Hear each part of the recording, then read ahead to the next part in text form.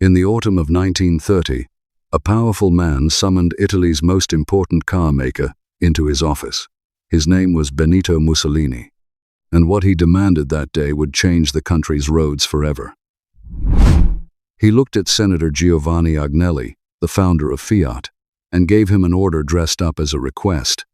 Build a car for the ordinary Italian, a real car, not a toy, and it must cost no more than 5,000 lire. Agnelli walked out of that meeting knowing something his boss didn't want to hear. It was, by every engineering standard of the time, impossible. Nobody could build a real four-wheeled automobile, with brakes, with a proper engine, with real doors, for that kind of money. But you didn't say no to Mussolini in 1930. So Fiat's engineers went to work on a problem that had no solution. And what happened over the next 6 years is one of the most brutal, most fascinating stories in the history of the automobile. A story of a car that caught fire in front of the boss. Of an engineer nobody had heard of, given one shot to save his career. Of a price target that was missed by nearly double, and nobody dared say a word. This is the real story of the Fiat 500, the car the world would come to know by a nickname it never officially had, Topolino. Stick with me, because what happened inside those factory walls in Turin is the kind of story that gets buried under nostalgia. Everyone remembers the cute round headlights.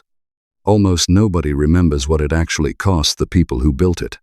The first attempt at solving Mussolini's impossible demand fell to an engineer named Oreste Lardone. His idea was radical for the era: front-wheel drive. At the time, nearly every car on Earth pushed power to the rear wheels. Lardone believed the future was different, and he built a prototype to prove it. Fiat's leadership watched nervously as the project moved forward, spending money on an approach that broke with everything the company knew. Then came the test. Agnelli himself was there to see it. And in front of the man who had staked his reputation on this car, the prototype caught fire. Not a small spark, a real fire, right there on the test track, in front of the most powerful men in the company. That was the end of Lardone's project. And more than that, it was the end of front-wheel drive at Fiat for years to come. Nobody wanted to be near that idea again. The whole program stalled. Months passed with no real progress, and Mussolini hadn't forgotten his demand. In October of 1932, he visited the Fiat offices in person, and reminded Agnelli, quite pointedly, that he was still waiting. That pressure landed on the desk of two senior engineers, Antonio Fessia and Tranquillo Zerbi. And here is the part almost nobody tells you. Privately, they still believed Lardone's original front-wheel drive concept was the right engineering answer. But after the fire, after the embarrassment, they weren't willing to stake their careers, defending an idea the boss had already watched burn.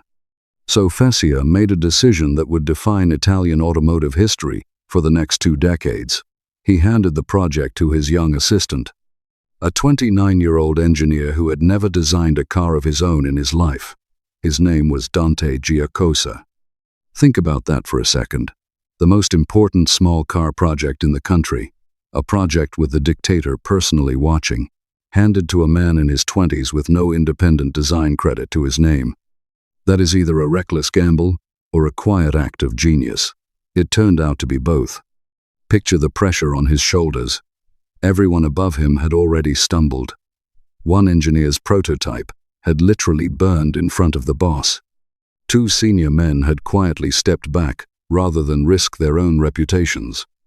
And now the whole weight of Mussolini's demand, a demand that had already dragged on for years without a real answer, landed on a 29-year-old who had spent his career so far as somebody else's assistant. He wasn't handed unlimited resources. He wasn't handed a blank check. He was handed a problem everyone else had already failed to solve, and told, quietly, that this was his one shot to prove himself. Giacosa didn't try to reinvent the automobile. He took what Fiat already had, a larger family car called the Balilla, and began shrinking it down, piece by piece, looking for every gram and every lira he could cut. And this is where the real engineering story gets interesting, because the choices he made were not obvious at all. He moved the radiator. Instead of placing it in front of the engine, the traditional spot on every car of the era, He tucked it behind the engine block. Why does that matter? Because hot water rises and cold water sinks. By using that simple principle of circulation, Giacosa eliminated the need for a water pump entirely. One fewer part. One fewer thing to manufacture, to install, to eventually break. He did something similar with the fuel system. Instead of a mechanical fuel pump pushing petrol to the engine, he let gravity do the work, feeding fuel downward from a tank mounted higher in the car. Another part gone. Another cost cut. The lubrication system was stripped down to something almost primitive by modern standards, oil splashed around by the moving parts themselves rather than pumped with any real pressure. Every single decision Giacosa made was in service of one brutal question. What can we remove and still have a car that works? By 1934, the first working prototype rolled out of the Turin factory and onto the streets of Piedmont. Nobody threw a parade. There was no fanfare. Just a small, strange-looking car being quietly driven around back roads, tested, adjusted, tested again. For nearly 2 more years, the car existed only as a secret in progress. And here's something that rarely makes it into the official histories. Just before the launch, word leaked to journalists that the new car might be called the Fiat Ginevra. That name never stuck. Because when Fiat officially unveiled the car to the public on the 15th day of June in 1936, it wore a very different, very deliberate name. The Fiat 500. Named simply, plainly, for the size of its engine. 569 cubic centimeters, to be exact, wrapped around 4 small cylinders, producing about 13 horsepower. Now, let's talk about the moment that gave this car its soul. Fiat called it the 500. That was the official name, printed on every piece of paperwork. But the Italian public looked at this tiny, round-nosed, big-eyed little car, and they saw something else entirely. Across the ocean, an animated mouse named Mickey had become a sensation throughout Europe. And Italians, almost immediately, started calling their new little car Topolino, Little Mouse. Fiat never asked for that nickname. The company never chose it. The people did. And it stuck so completely that today, nearly everyone who talks about this car uses the nickname, and almost nobody remembers its real, official name was simply the 500. If you're enjoying this deep dive into a piece of automotive history most people only know from a nostalgic photograph, do me a favor right now. Hit subscribe, because there are more stories like this one waiting for you. Stories about the machines and the moments that quietly shape the world we live in.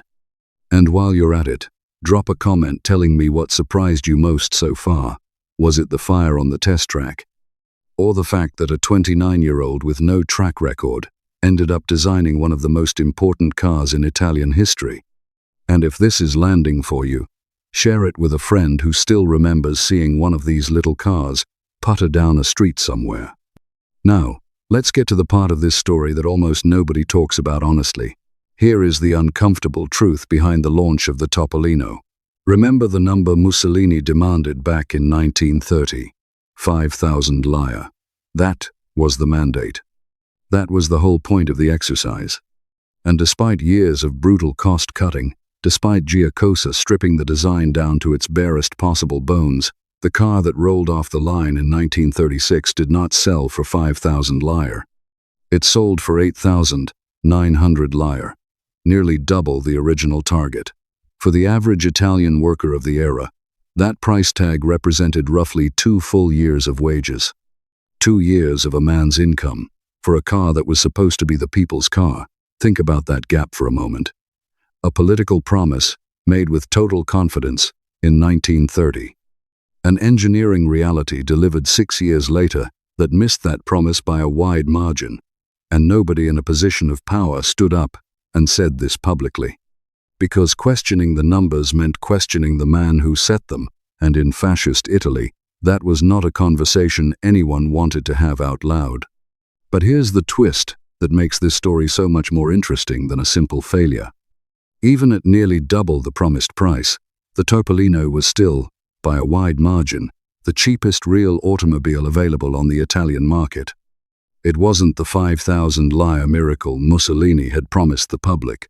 but compared to everything else on four wheels, it was still a revolution. And it wasn't a stripped-down, miserable little box either. This is the detail that gets lost. The Topolino, for its size and its price, was surprisingly sophisticated. It had four-wheel hydraulic brakes at a time when many cars still used mechanical systems. It had hydraulic dampers. It had independent front suspension with a transverse leaf spring. It had a partially synchronized gearbox. This was not a cycle car. This was not a crude, bare-bones contraption like so many budget vehicles of the era.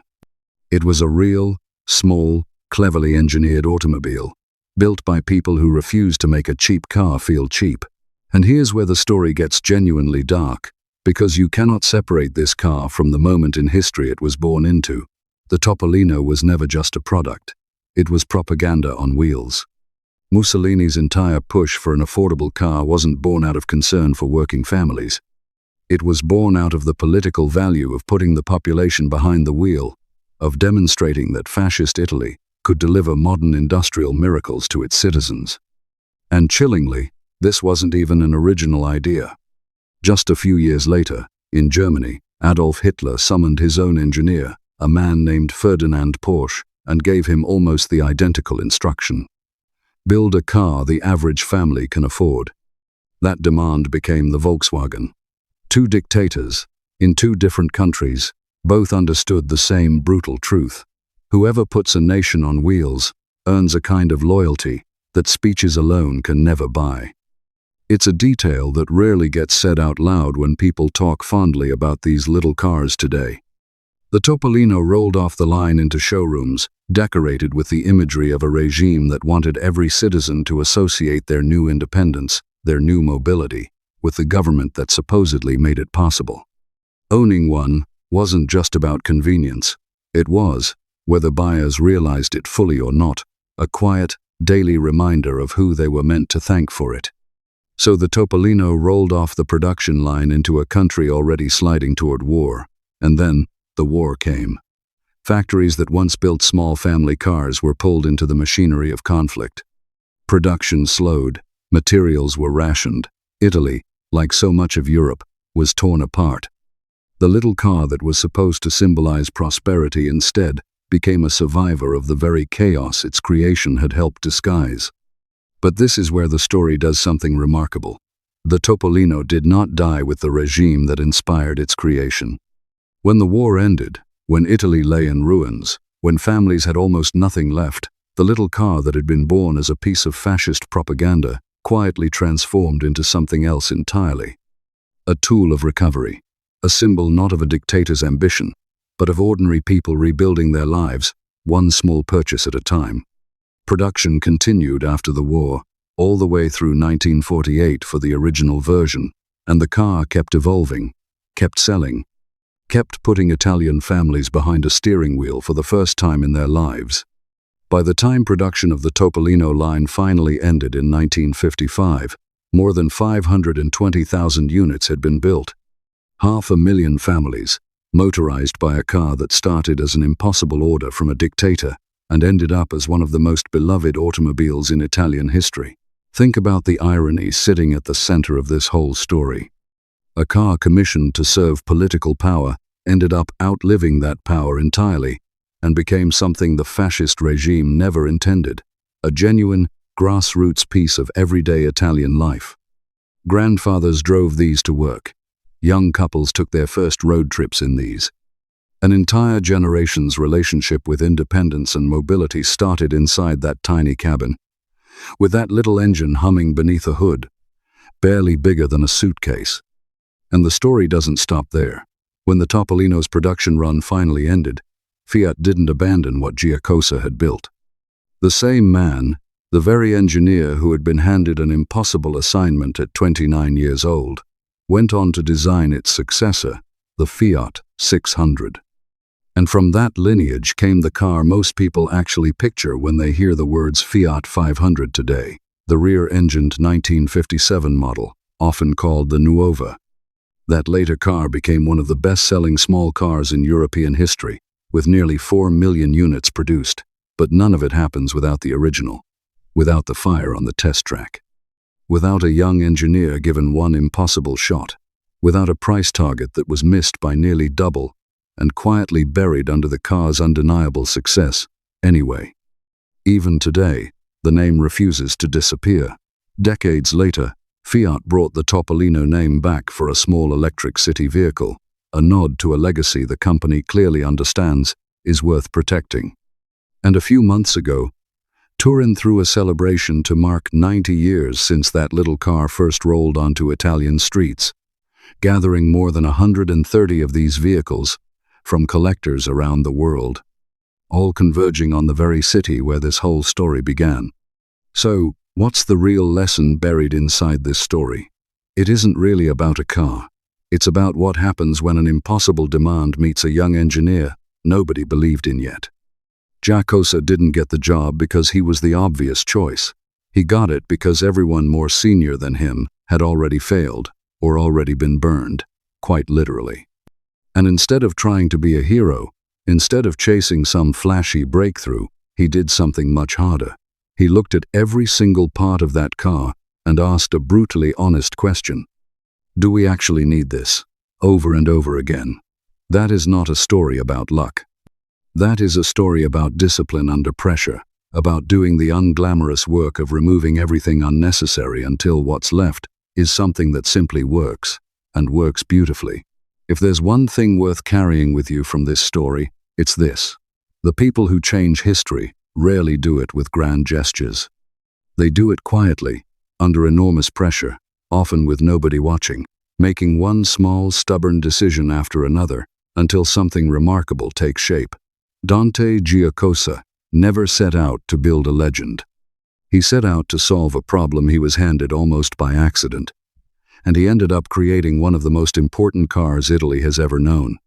If this story gave you a new appreciation for a car you may have only ever seen in old photographs, make sure you're subscribed, because there are more stories like this coming. Real history, told straight, without the fluff.